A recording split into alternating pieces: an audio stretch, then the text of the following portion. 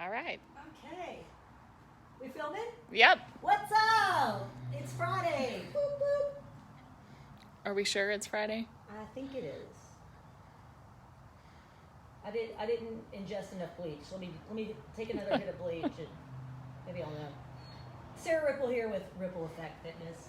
And Bobo, sorry. Hates being held like that.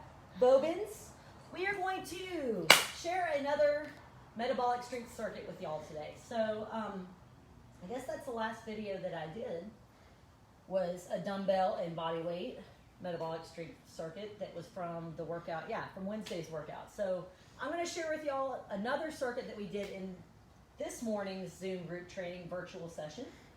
So, and a few modifications and all that good stuff. So these exercises can be done with body weight alone, okay? So that's what's pretty cool. Or with a single dumbbell. Or if you have a pair of light dumbbells, you could use those as well. So if you had like 3s or 5s or something like that. So what we're going to do is we're going to do a half kneeling lift and chop pattern, kind of a diagonal motion with the arms. We're going to do that in half kneeling, and I'm also going to show you how you can make that a little bit more challenging by doing a half kneel. I call it a half kneel to stand. So it's kind of like a lunge from the ground up. Okay. Second exercise is going to be a Seesaw Bent-Over Row. Okay, so alternating arms. So pair of dumbbells for that. You can also do a one-arm row if you wanted to. We're going to do it in sprinter stance, which I've talked about a few times. So just a different way of arranging the feet to kind of induce a little bit of a challenge side to side. And then the third exercise is going to be a dead bug with a pullover. Okay, so let's just knock these out. So the first exercise, my preferred way of doing this in here in the gym with all the equipment that I have is to use an ultimate sandbag. You can order ultimate sandbags. I've said that several times on videos. I believe their website's ultimatesandbag.com, or just Google ultimate sandbag. They ship them fast. So lots of good stuff you can do with those. I like to use a 10 to 15 pounder to do this exercise.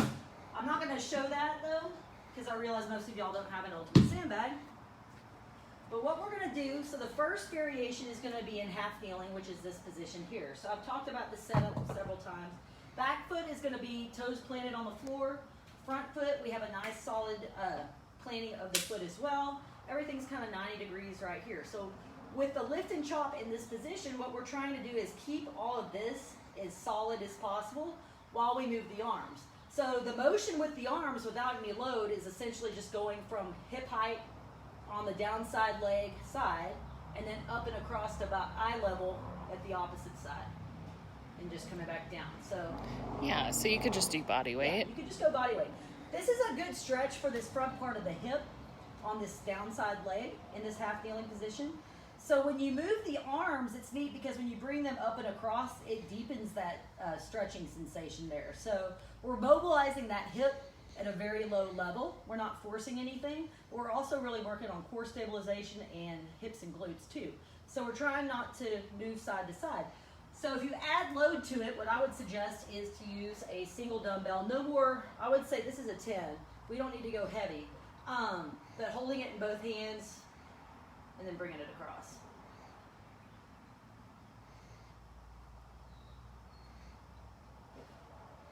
Okay, so we did 8 to 10 on a side with that. That's the first option for that exercise. Second option, I'm going to switch legs just to show. Hi, Brent. What's up, Brent?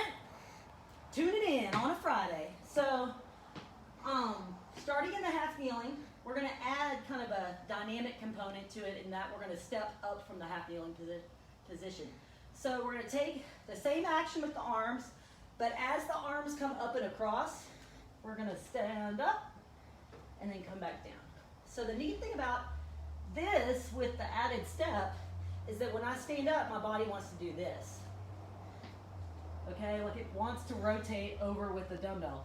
We're trying to keep everything squared away with the hips and facing straight ahead. So you're resisting that rotation by using a lot of good stuff through here. So if you're choosing this option, same amount of reps, 8 to 10. Okay, so I'm thinking about being a plank the whole time with my body. So that's the first exercise. Second exercise is going to be a seesaw row.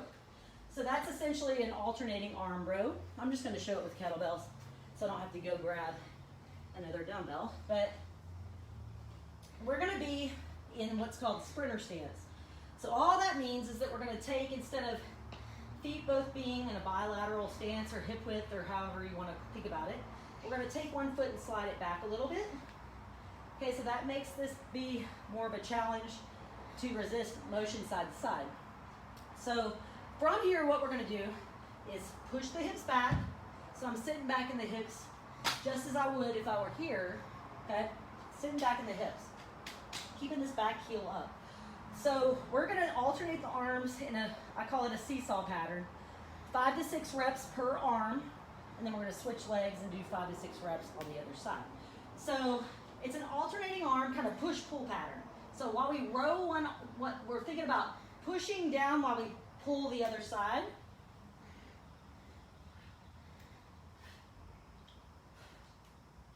And just keeping them going. Okay, so then 5 to 6 reps on each arm. You'd switch sides.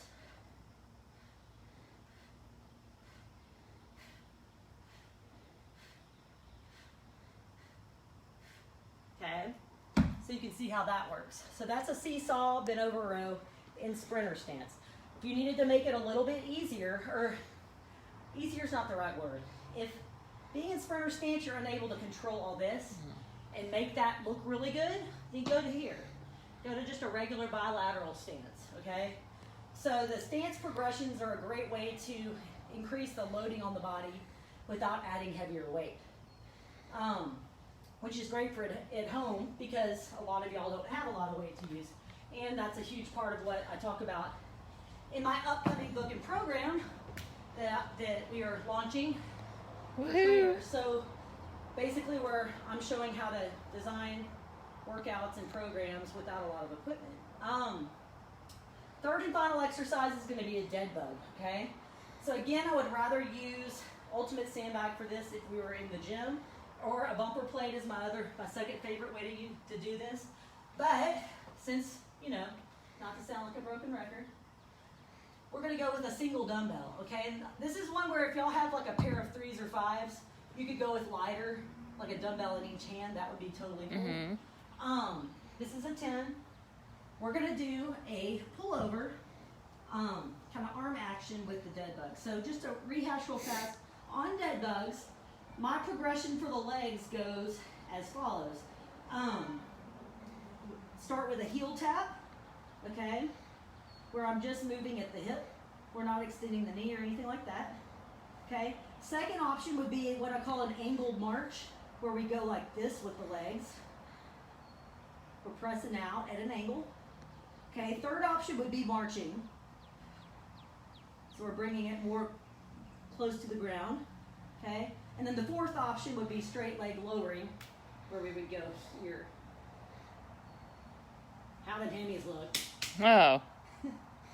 Large and in charge. Okay, welcome to my hammies. So the pullover is essentially just this action with the upper body, okay? We can adjust how far the pullover goes. You don't have to go all the way. You don't have to touch the floor. Like, the pullover is going to, well, in a nutshell, when we do a dead bug, we're trying to keep this lumbar spine in check and stabilize it. You don't want to arch your low back. Yeah. So when we add the pullover to that, it makes it like a double whammy, where the pullover is going to make you want to arch also. I always think about like a suction cup in my low back. Ooh, that's a good. Just kind of go.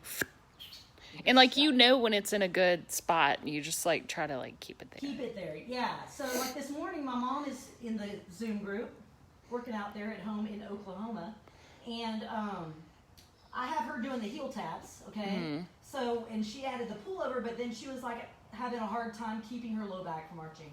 So I had her regress the movement and basically just hold her weights here.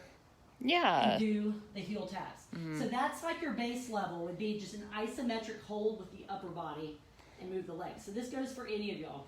So if we add the pullover, we're starting with it over the lower chest, okay? Arms are locked out. For doing heel taps, like I said, you don't have to bring it all the way to the floor. use a range of motion where you can contain your core, I guess you could say, and keep everything in check. So we could go through all the different, we got marching at an angle or marching to the floor. But I'm essentially just trying to maintain all of this while the arms and legs are moving. I had a thought, but I just brain farted. Well, okay, go ahead. Little nitpicky thing as a trainer on dead bugs. Ankles are flexed, okay? We're not pointing the feet. And then also too, when you lower one leg, this other leg shouldn't move. Yeah. That should stay where it is. A lot of times people will try to they'll pull the knee in as the other leg goes down or out, but that's not doing anything, to help all of this stabilize. Yeah. So, what were you going to ask? About the elbows for the pullovers. I know you don't want the elbows coming out, but are you really trying to focus them in or just kind of leave them? And I said lock out the arms over the chest, but you can have a slight bend in the elbows. You don't have to be perfectly locked out. And yeah, you don't want to flop the elbows out. Like, you don't want to force it in and make it be where it's like hard to keep everything moving through the shoulder. If that makes sense, Yeah, because it felt fine this morning, but I think about my shoulder, and I'm thinking about Brent watching with his shoulder, What I would recommend if you've got shoulder issues, if you have the option of doing 2 lighter dumbbells and holding a neutral grip here, as opposed, when you hold this dumbbell like this, you're getting a neutral grip, which essentially to me, the easiest way to think about it is that your palms face each other. Yeah. That puts you in a better position for the shoulders. So Yeah. But if you have 2 smaller dumbbells, you don't have to be. This is a little bit too close for my liking. Okay. Which is why I like the sandbag better, because it puts you. So with 2 dumbbells, you could go wider. Like the single dumbbell, we're here, so that's not really conducive to You see what I'm saying? Like you're crunching up here. So yeah, like with a sandbag, it's a lot more comfortable. Okay. Yeah. Okay. So I would say lighter pair of dumbbells where you got a little bit more of. You're not forced, I guess is just the word that keeps popping in my head. So, we did 8 to 10 reps per leg of that. So, just to kind of recap it, 3 to 4 rounds. Yeah, so messy. Lift and chop in the half kneeling, or the half kneel to stand with the lift and chop. We did 8 to 10 per side. Seesaw row and sprinter stance, we did 5 to 6 reps per arm, per side there. Because we're switching legs. And then the dead bug with a pullover, we did 8 to 10 per leg on that one. So 3 to 4 rounds of that. No deliberate rest intervals in between these exercises, just kind of moving at a sustainable pace, but you're not trying to rush through it either. Like everything's done for quality, of course. And like Shan said, today's workout in general was, you had a nifty little term for it. It was core and glutes. Yeah, yeah. You had a funny way of saying it though. But glute core? Something. Booty core. And then I was like, booty core, 3,000. Yeah. But yeah, the nifty thing here, the lift and chop in the half kneeling position as well as with the stand, like I said, you're resisting rotation. You're having to contend with keeping all this brace the whole time.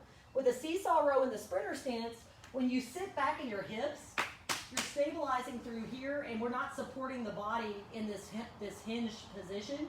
So you're using a lot of this good stuff to hold your body here. Because as we row, you're holding it. You're not rowing and coming up like this. Yeah. And then of course dead bugs. That's core. So yeah. Good little circuit. It was fun. I think y'all will like it. Give it a shot, like everybody always says in these videos. Give it a shot. Let me know what you think. Yeah. So token. So yeah. So look, that only took 15 minutes. Bye-bye. Bobo. With the pig ear that will not go away. Hi, Lindsay. What's up, Lindsay? Okay, bye, Lindsay. Yeah. Shexy. What's up, Shexy? Shexy lady. All right. Aww. Say have a good day, everyone. TGIF. Bye.